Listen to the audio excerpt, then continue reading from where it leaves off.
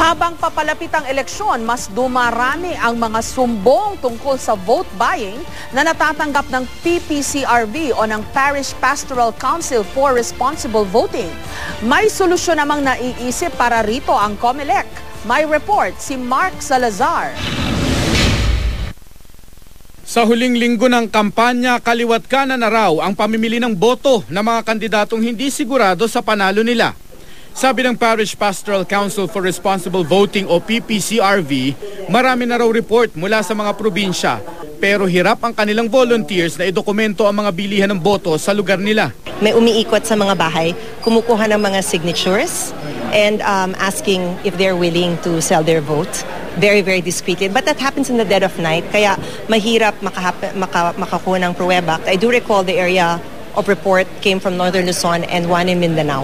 Hindi na bago ang maruming kulturang ito sa eleksyon sa Pilipinas. Pero may bagong ideyang naisip ang COMELEC kontra vote buying.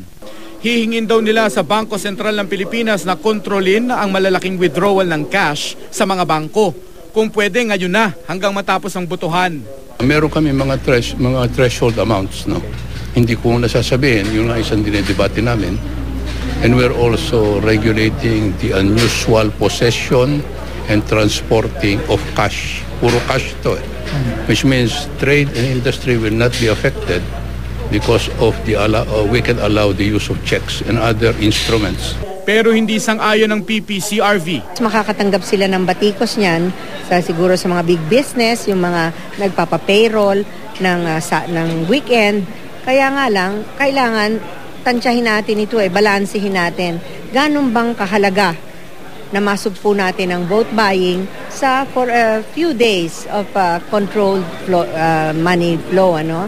Pinag-iisipan din ng COMELEC ipagbawal sa mga polling precinct ang cellphone dahil ginagamit rin daw ito sa vote buying. Pinipicture ng botante ang boto niya para ipakita sa pinagbentahan niya ng boto.